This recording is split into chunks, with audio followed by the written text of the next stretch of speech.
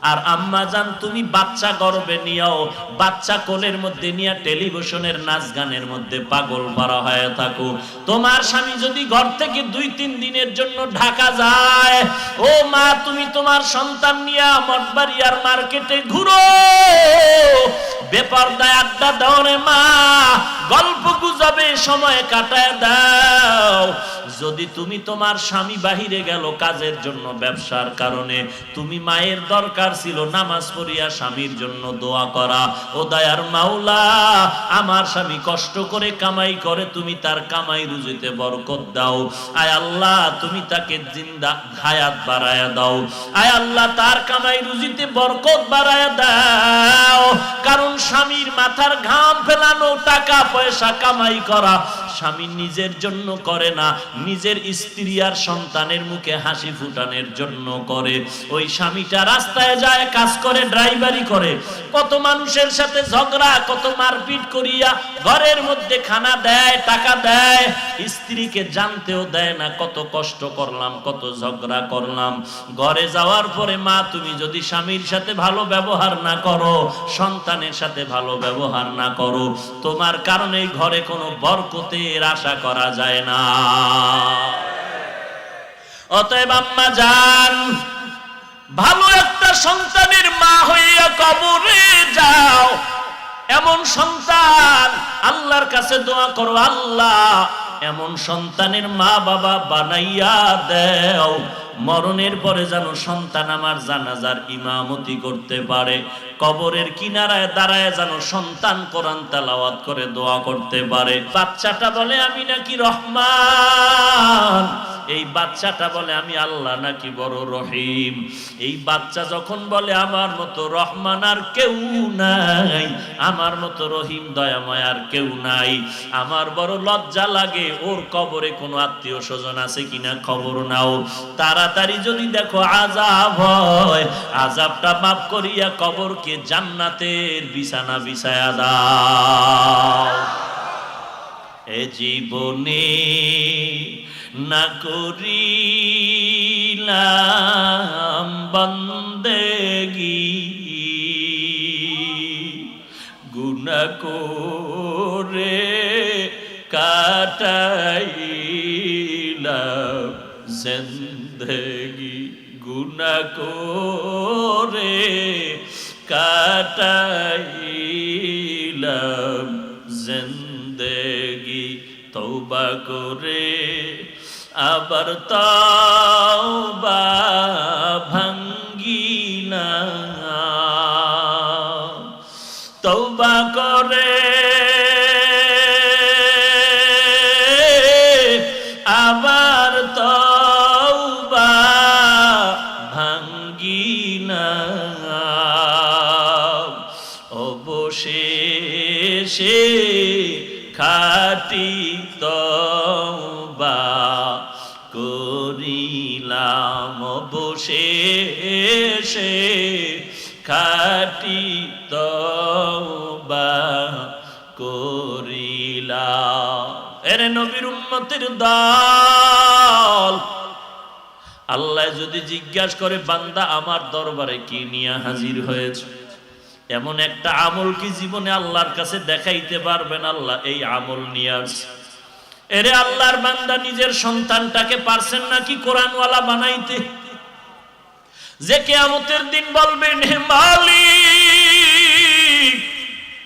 আমার জিন্দেগিতে কোনো আমল নাই, শুধু গুনাহ গুনাহ। আমার আমল নামা দিয়ে তাকায় দেখি গুনাহের কারণে আমার হাত না পাক, আমার চোখ না পাক, আমার জিহ্বা না পাক, আমার অন্তর না পাক।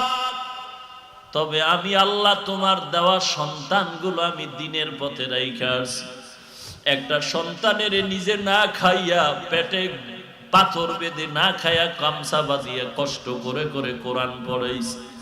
ও আল্লাহ তুমি দয়া করে কোরআনের বরকতে মাফ করে দাও। এরে এলাকার পর্দার আড়ালের মা বোনেরা একটু চিন্তা করো রে মা, আসেনি মা? এরে পর্দার আড়ালের মা, আমিও তো একটি মায়ের সন্তান। আল্লাহর মাও মা, ওয়ালাদের মা, ও মা তুমিও মা, তুমি তো সাধারণ কোন মঠবাড়িয়ার মা না, তুমি কত বড় দামি মা জানো? তোমার আদর্শের কারণে তোমার একটা সন্তান আদর্শবান হবে, তোমার একটা সন্তানের আদর্শের কারণে গোটা জগৎবাসী আদর্শওয়ালা হয়ে যাবে।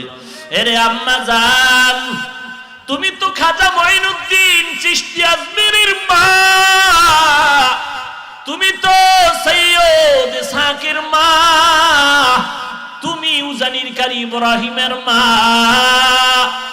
তুমি শামসুল হক ফরিদপুরের মা, তুমি মুজাদ্দিদ আল-ফেসানির মা। খাজা মঈনুদ্দিন চিশতি আজমিরি কত বড় একজন আল্লাহওয়ালা।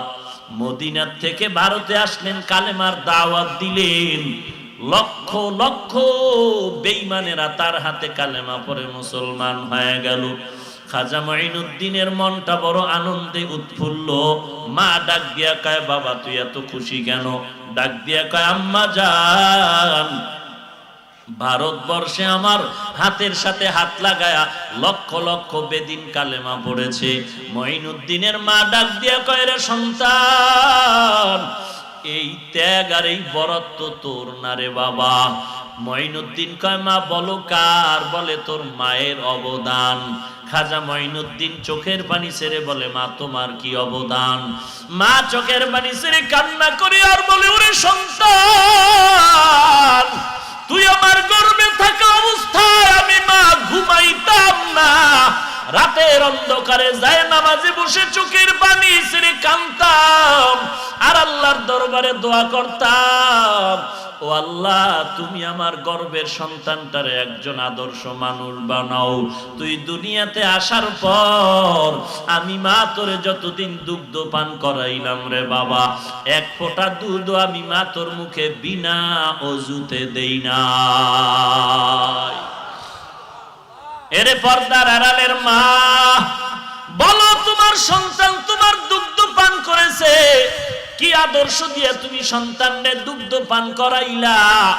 বিনা ওযুতে যেই মা সন্তানের দুধ দেয় না, এ তো জন্মলগ্ন থেকে আল্লাহওয়ালা হওয়ার সম্ভাবনা। কত সন্তানরা কান্না করে, হুজুর আমার সন্তানের মাথায় হাত দিয়া দোয়া করে দেন, মাদ্রাসায় দিলাম। আমি বললাম দোয়ার কি আছে, আপনি বাবা হইয়া দোয়া করেন সন্তানের জন্য কবুল হয়ে যাবে। বলে হুজুর জানি, তারপর মনটারে মানাইতে পারি না, কারণ কয়েক মাস আগে আমার বাবার ইন্তেকাল হয়ে গেল। আমার বাবার কবরের কিনারায় দাঁড়ায় আমি একটু কোরআন পড়তে জানি না, কোরআন পড়া শিখি নাই। আমি কান্না করে আমার স্ত্রীর সাথে পরামর্শ করলাম, আমার সন্তানের আমি কোরআনওয়ালা বানায় যাব। আমি কিছু পাই আর না পাই, আমার কবরের কিনারায় গিয়ে যদি সন্তান কোরআন তেলাওয়াত করে, ওই কবরে আর আযাব কখনো হবে না। এরে নবীর উম্মতের দল, ওই কবরের আযাবের ঘর। নবী বলেন কবর হবে কারো জন্য জান্নাতের বাগান, অথবা কারো জন্য হবে জাহান্নামের টুকরা। এরে নবীর উম্মতের দল, আজকে তোমার পায়ে ধরে ধরে বলি নামাজ পড়ো, টুপি পড়ো, তুমি টুপি পড়তে চাও না। আর আমাকে যদি কেউ কোটি টাকার ফজরের নামাজ 5 ওয়াক্ত নামাজ ঠিকমতো আদায় করা, এটা হইল মূল। এই জামানায় কে কত বড় দামি, কে কত বড় বুজুর্গ, এর এক নাম্বার পরিচয় যে যত পরিমাণ গুনাহ থেকে বাঁচতে পারবে সে তত পরিমাণ বুজুর্গ। কথা ঠিক না? আল্লাহ আমাদের সবাইকে গুনাহমুক্ত জিন্দেগি দান করুন। আরো জোরে বলেন আল্লাহ পাক আপনাদের এই কষ্ট, আপনারা আসছেন কষ্ট করে অনেক দূর থেকে গাড়ি ভাড়া করে পায়ে হেঁটে, একমাত্র দ্বীনের মহব্বত। কথা ঠিক না? আল্লাহ আপনাদের সবাইকে দ্বীনের খাদেম হিসেবে কবুল করেন। আরো মহব্বতে বলেন। তাহলে আমরা কি জানলাম আজকের আলোচনার থেকে? 1 নাম্বার, জান্নাত পেতে হলে 1 নাম্বারে ঈমান লাগবে, কোনো বেঈমান জান্নাত পাবে না। 2 নাম্বারে কি জানলাম? ঈমান আর আমল করলেই জান্নাতে যাওয়া যাবে। আরো 2 দায়িত্ব পালন করা লাগবে, ঈমান আমল অনুযায়ী নিজে চলা, অন্যকেও চালানো। গুনাহ থেকে যেমন নিজে বাঁচবো, অন্যকেও। অন্য বলতে 1 নম্বরে কারা? আহাল। এক নম্বরে কারা? আহাল, পরিবার, সন্তান, স্ত্রী, এরপরে ঘরের প্রতিবেশী যারা এলাকার, এরপরের সিরিয়াল হলো উম্মতের চিন্তা। উম্মতের চিন্তা আপনার না, উম্মতের চিন্তা করবে ওলামায়ে কেরাম।